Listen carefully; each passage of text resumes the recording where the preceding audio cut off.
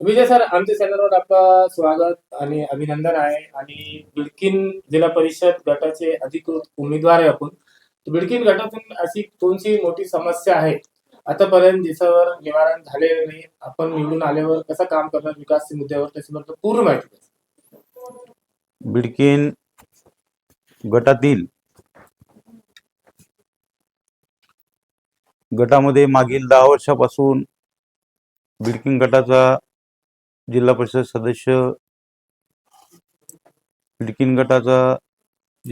सदस्य असताना 2014 ते 2017 समाज कल्याण सभापती म्हणून काम करण्याची संधी मिळाली. आणि काम करत असताना मागील 10 ते 12 वर्षामध्ये सर्वात महत्त्वाचं म्हणजे आमच्या बिडकीन गटातल्या सर्व शेतकरी बांधवांसाठी काम करण्यासाठी प्रयत्न केला.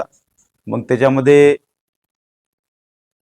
बिडकीन गटातल्या शेतकऱ्यांच्या नदी असतील, नाले असतील, त्याच्यावरती सिमेंट बंधाऱ्याचं निर्माण केलं. त्याचप्रमाणे कोल्हापुरी बंधाऱ्याचं निर्माण केलं. आणि हे निर्माण केल्यानंतर त्या माध्यमातून त्या परिसरातील लाखो हेक्टर शेतकऱ्यांना त्याचा फायदा झालेला आहे.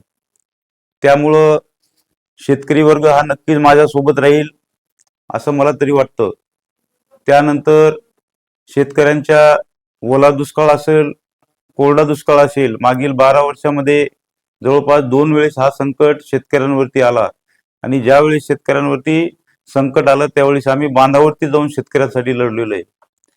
त्यामुळं हा एक शेतकऱ्याचा प्रश्न आम्ही मार्गी लावण्यासाठी कटिबद्धपणे प्रयत्न केला. त्याचप्रमाणे बिडकीन शहरातील आमच्या ग्रामपंचायतच्या माध्यमातून जो सभापती असताना आणि जिल्हा परिषद सदस्य असताना मग तो दलित वस्तीसाठीचा निधी असेल, त्याप्रमाणे अल्पसंख्याक समाजासाठीचा निधी असेल, त्याचप्रमाणे सर्वसाधारण जनतेसाठी जेही समस्या होत्या, मग त्यामध्ये सगळ्यात मोठा बिडकीनला भेडसावणारा प्रश्न होता नालीचा.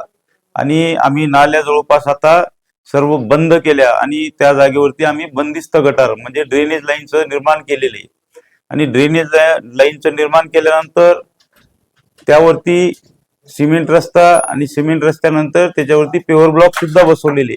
म्हणजे जवळपास 80 ते 85% बिडकीन शहराला ड्रेनेज आणि सिमेंट रस्ता आणि गट्टूचा फायदा झालेला आहे. त्याचप्रमाणे आम्ही ग्रामीण भागामध्ये स्मशानभूमी शेड असेल, स्मशानभूमीला कंपाऊंड वॉल असेल, त्याचप्रमाणे कब्रस्थानला कंपाऊंड वॉल असेल, त्यासाठी सुद्धा आम्ही मोठ्या प्रमाणात निधी आणून ते काम आज मार्गी लावलेली. त्यामुळे नक्कीच येणाऱ्या काळामध्ये आम्हाला पूर्ण जनता आमच्या पाठीशी उभी राहील. आणि जो बिडकीनचा सगळ्यात मोठा प्रश्न होता पाण्याचा, जो की मागच्या पंचवार्षिक मध्ये मागील सरपंचांनी त्याच्यावरती लक्ष न देता जो 8-8, 10-10 दिवसाला पाणी एकदा मिळायचं बिडकीनवासियांना, ते प्रश्न आता तत्कालीन सरपंच अशोक भाऊ धर्मे यांच्या माध्यमातून आज आम्ही 2 दिवसाआड, कमीत कमी 2 दिवसाआड, 1 दिवसाआड पाणी आम्ही गावाला देण्याचा प्रयत्न करतोय. आणि आज आमच्या सोबत सर्व गावकरी कुठेतरी समाधानी झाल्यासारखं आम्हाला वाटते. त्याचप्रमाणे बिडकीन शहरामध्ये येणाऱ्या काळामध्ये एवढ्या मोठ्या प्रमाणात कचऱ्याचा प्रश्न निर्माण झालेला आहे.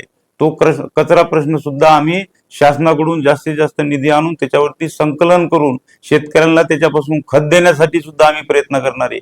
आणि त्या कचऱ्याची विल्हेवाट लावण्यासाठी त्याचा एक प्रोजेक्ट आम्ही येणाऱ्या काळामध्ये या बिडकीन शहराला देण्यासाठी प्रयत्न करणार आहे. त्याचप्रमाणे आम्ही मागील काळामध्ये बिडकीन शहरामध्ये काम करत असताना, बिडकीन भागामध्ये काम करत असताना, तालुक्यामध्ये काम करत असताना, सभापती असताना, त्यावेळेस आम्ही गोरगरीब जनतेचे कामं करण्यासाठी मग ते वैयक्तिक लाभ देण्यासाठी त्यांना प्रयत्न केलेला आहे.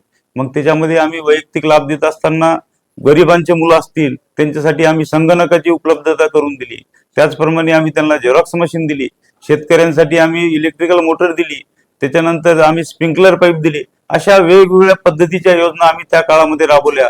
आणि या योजना राबवत असताना आम्हाला फार मोठा सर्वसामान्य जनतेकडून पाठिंबा मिळाला आहे. कारण की आम्ही कोणताही आर्थिक विषय न करता आम्ही त्यांच्यापर्यंत, त्या लाभार्थ्यांपर्यंत आम्ही त्याचा लाभ दिलेला आहे. त्याचप्रमाणे आमच्या बिडकीन शहरामध्ये एवढ्या मोठ्या प्रमाणात आपल्या महाराष्ट्रामध्ये 7 स्टार ही DMIC इथं आलेली. ती DMIC म्हणजे दिल्ली मुंबई इंडस्ट्रियल कॉरिडॉर. आणि ही इंडस्ट्रियल इथं आल्यानंतर महाराष्ट्र शासनाने त्याच्यामध्ये फार मोठ्या प्रमाणात गुंतवणूकदार आणून तिथं कंपनीचं निर्माण सध्याला चालू आहे.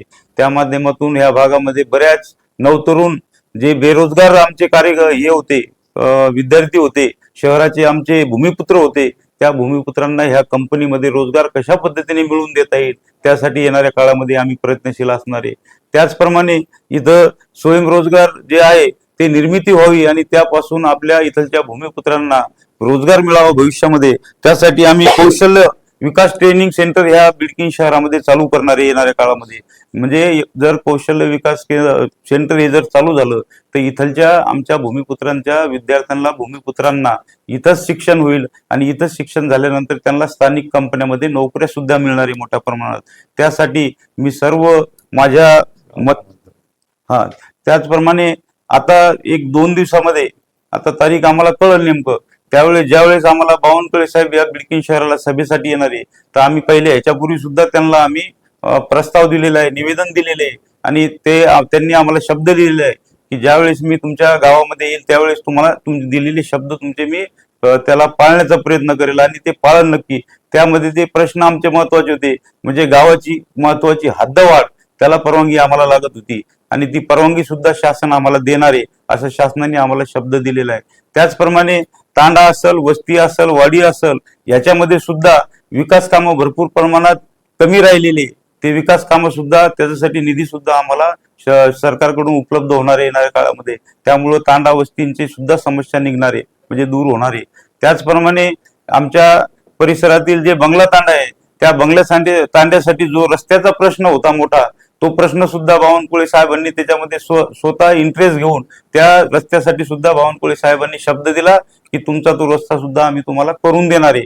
कारण त्याच्यामध्ये थोडंसं कोर्ट प्रकरण असल्यामुळे ते काम थांबलं होतं, पण बावनकुळे साहेबांनी स्वतःनी त्याच्यामध्ये लक्ष घातलं आणि समोरील व्यक्तीला बोलून त्यांनी त्याच्यावरती सोल्युशन काढण्यासाठी प्रयत्न केलेले आहे. त्यामुळं मग येणाऱ्या काळामध्ये आपल्या ह्या बिडकीन शहरामध्ये काम करत असताना आम्हाला फार मोठ्या प्रमाणात आमचे जे मायबाप जनता असेल, मायबाप मतदार असेल आणि आमच्या देवाभाऊंच्या व आमच्या ज्या लाडक्या बहिणी असतील त्या खंबीरपणे आमच्या पाठीशी उभं राहील आणि उभं राहिल्यानंतर त्यांचा आशीर्वाद आमच्या पाठीशी राहणार आहे आणि ते आम्हाला पुढील भविष्यामध्ये 5 वर्षासाठी अजून पुन्हा एकदा सेवा करण्याची संधी देणार आहे असं मी आमच्या सर्व मायबाप जनतेकडून अपेक्षा व्यक्त करतो व थांबतो. सर, धन्यवाद. आपलं नाव सांगा आणि आपलं नाव सांगा आणि आपले गटाचं नाव आणि आपलं बटन नंबर सांगा. आमचं बिडकीन जिल्हा परिषद गट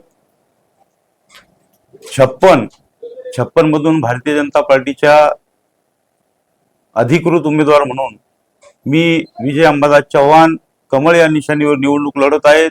त्याचप्रमाणे माझ्या सहकारी म्हणून पंचायत समितीला बिडकीन गणातून उमेश राजेंद्र गुजर हे सुद्धा कमळ निशाणीवर लढत आहे. त्याचप्रमाणे निलजगाव गणातून आरती लक्ष्मण राठोड या सुद्धा कमळ निशाणीवरती लढत आहेत.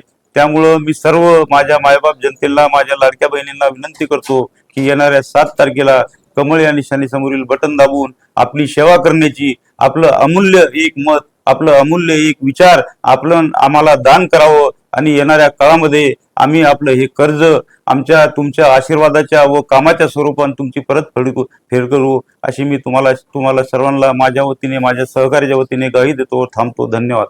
थँक्यू.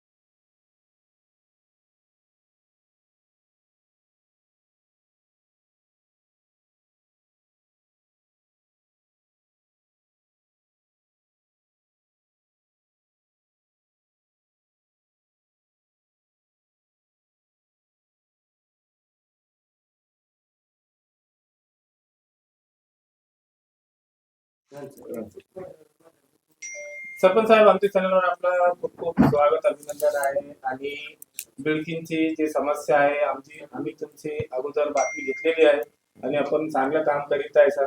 आणखीन काय समस्या आहे जे आतापर्यंत त्याच्यावर काम केलेलं नाही, आतापर्यंत त्याचं निवारण झालेलं नाही, त्याच्याबद्दल पूर्ण माहिती द्या.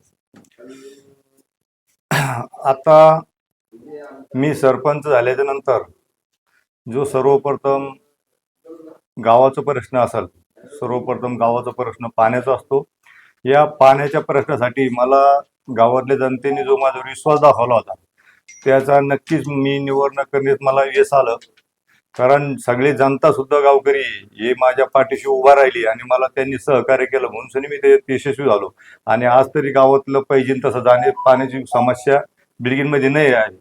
आणि येणाऱ्या कार्यकाळात आपण परत याच्यात जनतेला पाणी कसं दिसाड देण्यासाठी देता येते यासाठी आपण खूप प्रयत्नशील राहणार आहोत, प्रयत्न करतो. सर, विजय अंबादास चव्हाण सर जे भारतीय जनता पार्टीकडून जिल्हा परिषदचे अधिकृत उमेदवार आहे आणि आपण सरपंच आहे, तर बिडकीनच्या जनतेला काय आव्हान करणार? आज बिडकीन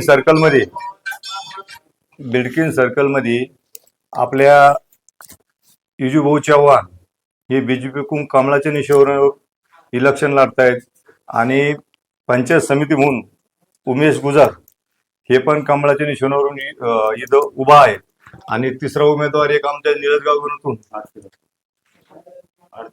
आरती राठोड असे आमचे 3 उमेदवार आहे. आणि मी सर्व जनतेला आव्हान करेल की बीजेपीच्या कमळाच्या निशाणावर मतदान करून या 3 उमेदवाराला विजय करा. कारण आतापर्यंत 5 ते 10 वर्ष युजूभाऊंनी जे जिल्हा परिषदचं नेतृत्व केलं याच्यासाठी त्यांनी हर एक जनतेला न्याय द्यायचा प्रयत्न केला. सांगतो तुम्हाला, शेतकऱ्यासाठी त्यांनी ग्रामीणच्या खेडोपाडी असतील, गावात असतील, बिल्डिंगमध्ये सर्व जागेवर कट्टे बांधण्याचे एवढं मोठं यशस्वी काम त्यांनी केलं का आता मी जर फिरतो ना तर ते खेड्यातले लोक सांगतात का एवढं मोठे कट्टे बांधल्यामुळे आमच्या शेतीला आज पाणी निवारण म्हणजे चांगलं होतंय. म्हणजे हे बिल्डिंगमध्ये केलं, ग्रामीणमध्ये केलं, एक त्यांचं शेतकऱ्यासाठी एक चांगलं मोठं काम त्यांनी केलेलं आहे. परत त्यांनी दलित लोकांसाठी सुद्धा, दलित वस्तीसाठी निधी दिला. समाज कल्याणमध्ये ज्यावेळेस ते पदर होते त्यावेळेस पण, आता पदर नसताना पण त्यांनी प्रयत्न करून सनी गावासाठी दलित वस्तीचा निधी असेल, अल्पसंख्याकचा निधी असेल, अल्पसंख्याकचे सुद्धा आता माझ्या कार्यकाळात जवळपास कोटी रुपयाचे कामं त्यांनी बिल्डिंगमध्ये दिले आणि आम्ही ते केले. तर असे सगळ्या जनतेला कामाच्या माध्यमातून सुद्धा त्यांनी रस्ता असेल, ड्रेनेज असेल, असे चांगले कामं त्यांनी केले. म्हणजे शेतकऱ्यासाठी पण काम केले आणि गावाच्या जनतेसाठी सुद्धा काम केले. त्याच्यामुळे त्यांचं चांगलं काम आहे. नक्कीच जनता त्यांच्यावर विश्वास ठेवून त्यांना निवडून देतील असा ठाम विश्वास आम्हाला. सरपंच साहेब, आपलं पूर्ण नाव सांगा. मी बिल्किन सरपंच अशोक भानुदास धर्मे.